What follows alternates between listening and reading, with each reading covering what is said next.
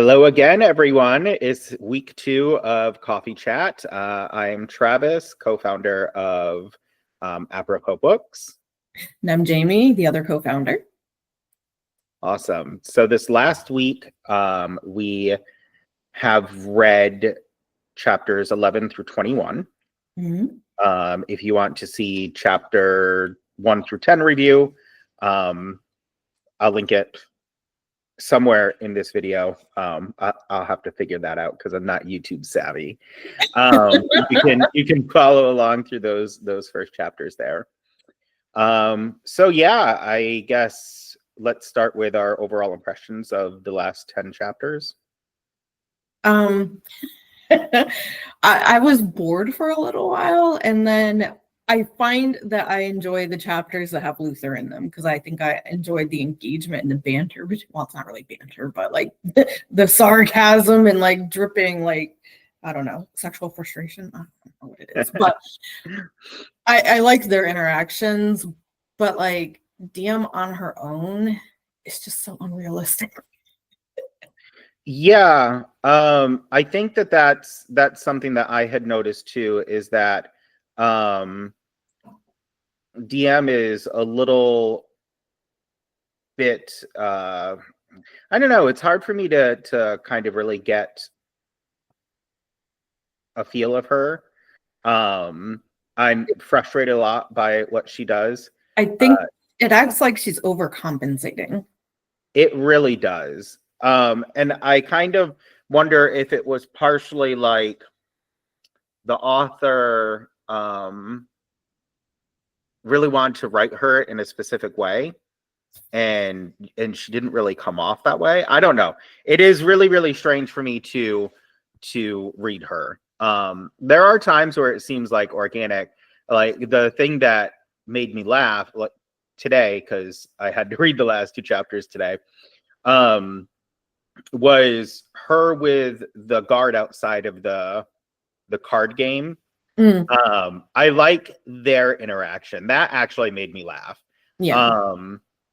But yeah, there's just something about her. I'm not really sure. And I don't know. It's been pretty level for me as far as like my like dislike. I don't hate it.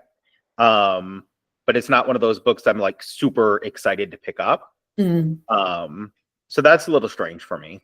Yeah, I'm very used to having the back and forth between the female main character and the male main character. So I'm used to reading, part of the story from her perspective, but yet part of the story from his perspective.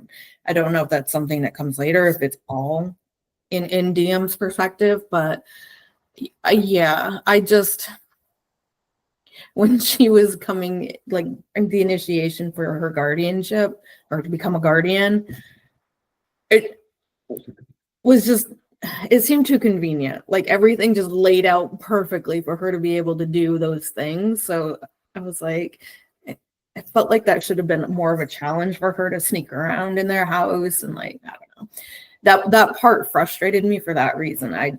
But then when she did it in the castle, that was a more believable like situation. I have a really hard time with everybody's talking about how the Descended are so like they're assholes and they don't like mortals and all this different stuff. But then Diem does all this stuff that kind of flouts in their face and no one does anything about it. And that to me is, sorry, I had something in my eye. That to me is just a little strange with what they've set this story up to be so far.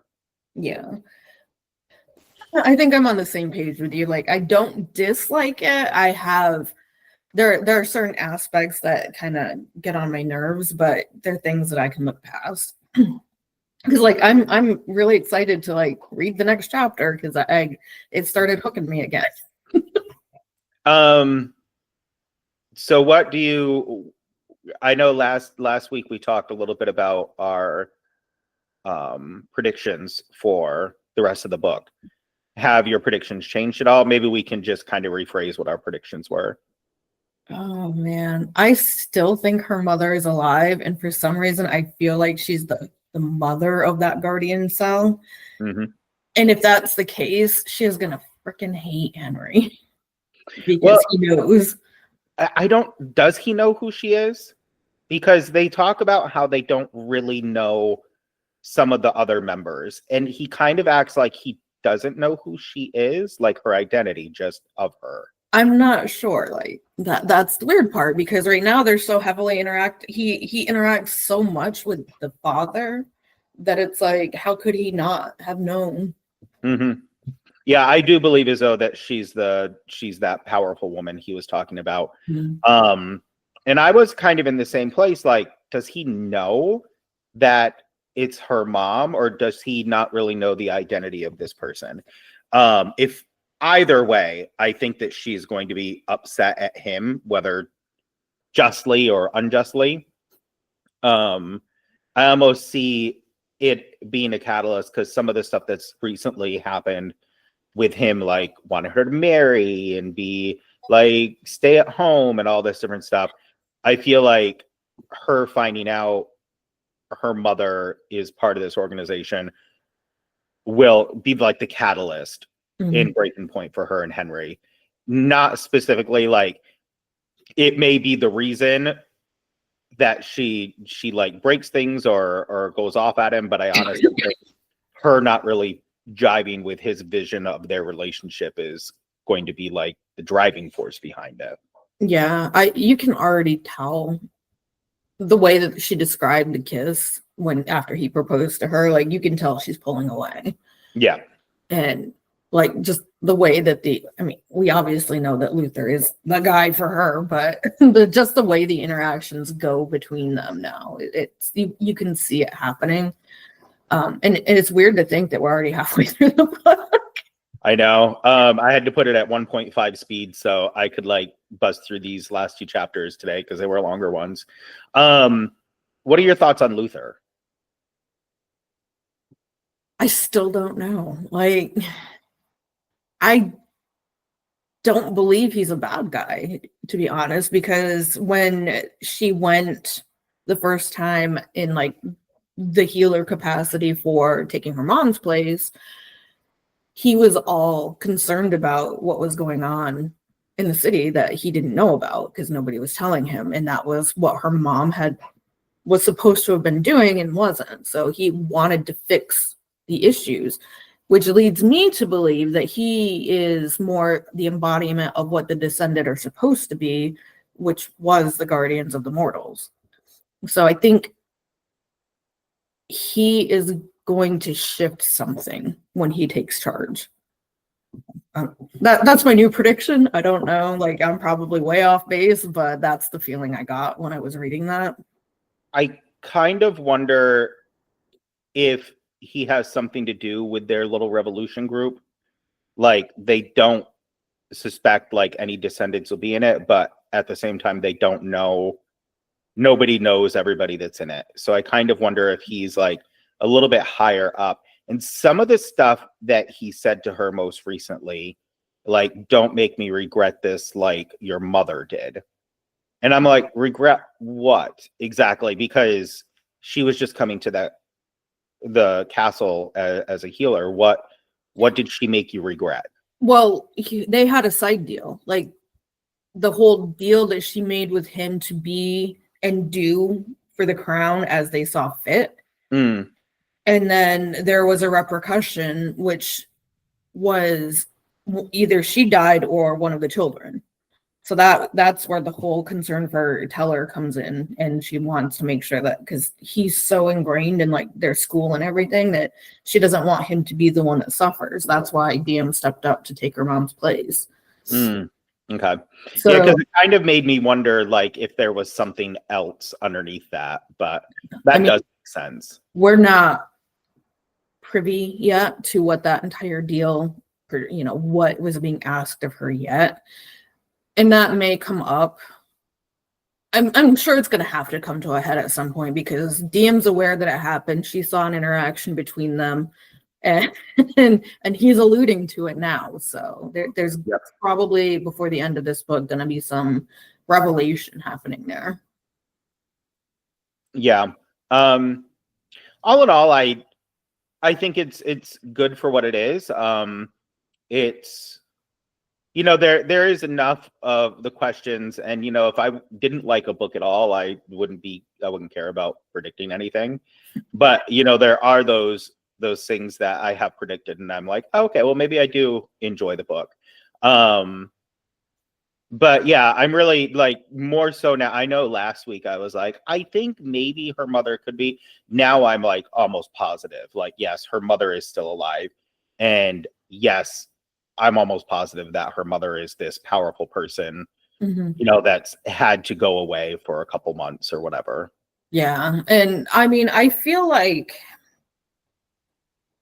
I don't envision DM jiving well with the Guardians. Just the way that they're taking her in, you know, because of who her father is, how they, you know, some of the guards have been treating her. The only one, well, only two really, are Henry and Vincent, or I think that's his name, the father, are the only two that are really like embracing what she has done and what, you know, they could use her for. And I think she's going to come to realize that that's exactly what they're doing, is using her because she has these accesses.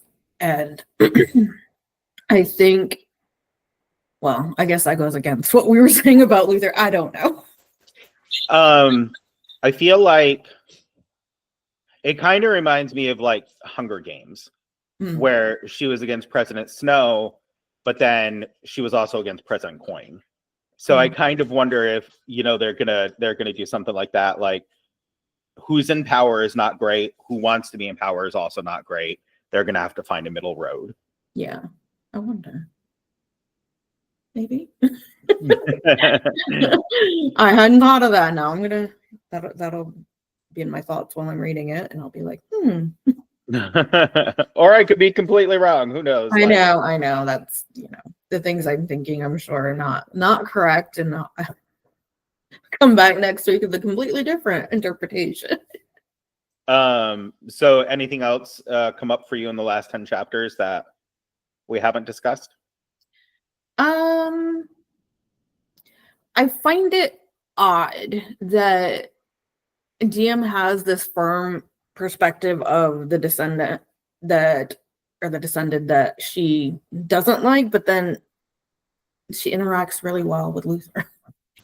And like they have sarcasm and they have like all of these sparky feels, and it's, yeah, I wonder if it's like a star-crossed lover type thing. You mentioned that, and it reminds me of something that happened when she was in the House of the Descended, sneaking around. And it was kind of jarring to me, like she was in the kitchens and she made comment of like great flaming tree or something like that. And the woman's like, what? And it felt so weird to me because she had never said anything like that before. Like, she didn't use like the little bit of, you know, so it just felt like something that was added almost as like a convenience, because she always came down on Henry when he would reference things like that, and then she let that slip, and it just seemed like something that was so out of her normal vocabulary for me. Yeah, I didn't catch that, but that is, I was just, you know, chalking it up to Diem's being Diem, I guess. But you're right, because she did reprimand Henry when they were out, and about the whole tattoo thing, and the things that he was saying were treason and blasphemous, and he can't say things. And now she's just throwing caution to the wind. Yeah, it kind of, it was a little staggering for me, and okay, but you know, whatever. I think that's the only thing. Like, nothing else has really like come up for me as far as like, oh, I really liked this. Oh, I don't like that. I think I'm pretty much sticking by the predictions that we made last time.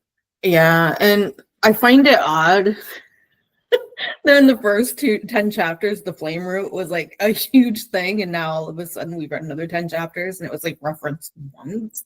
Yeah. Like, where did that go? Yeah. I was kind of thinking of that just earlier on this call, because I know that we we fumbled the name of it last time. But yeah, it hasn't really come up. And that's curious to me. They made a really big deal out of it, and then they kind of dropped it. So I don't know what to expect there. Like, I feel like there's a bigger story behind it, obviously. And they're probably, I mean, it's the first book in the series, so there's probably something like down the line. But I just kind of was like, that was such a big thing that they talked about over and over and over, and then not again. And it also seems strange to me, like, now that we're talking about it, I really do feel like the flame root is curbing some kind of magic side of her. But she's been without it for long enough yet, and we haven't seen anything other than that voice. So it's like... She did. She healed princess. Yep, and the wolf. Yeah, and those, I mean, that's all that's happened. Yeah, it just seems like it should be amping up more. You know? Yeah, it seems like that interaction with the one descended that was trying to kill his son. You'd think that would have triggered it. Yeah. I don't know. It is interesting to me that it almost seems like a storyline that wasn't forgotten, but wasn't really woven through this section, because I mean, we read about a third of the book this last week. So it seems like, you know, she would be amping that up. So we'll see how it goes in the last third. Yeah, because we're finishing the book for next week, right? Yeah. Oh, that seems weird. I know. I normally whip right through books, and then this time, now that I'm actually tracking it, I'm like, oh wow, it's almost done. It feels weird. I read, while we're going through this at a slower pace, I've actually read like 2 complete other books. I'm close to finishing a second book since we started this one. But I do like the way that we approach the book club and having it be outside of our normal reading. So it adds a little bit of shaking up what I normally read. So I kind of like it in that regard. And yeah. All right. Well, you know, if you had any comments on some of the stuff we talked about, go ahead and drop them below. And we will be back next week with wrapping up Spark of the Everflame, and we'll give our overall impressions on that. All right, guys. We'll talk to you next week. Bye.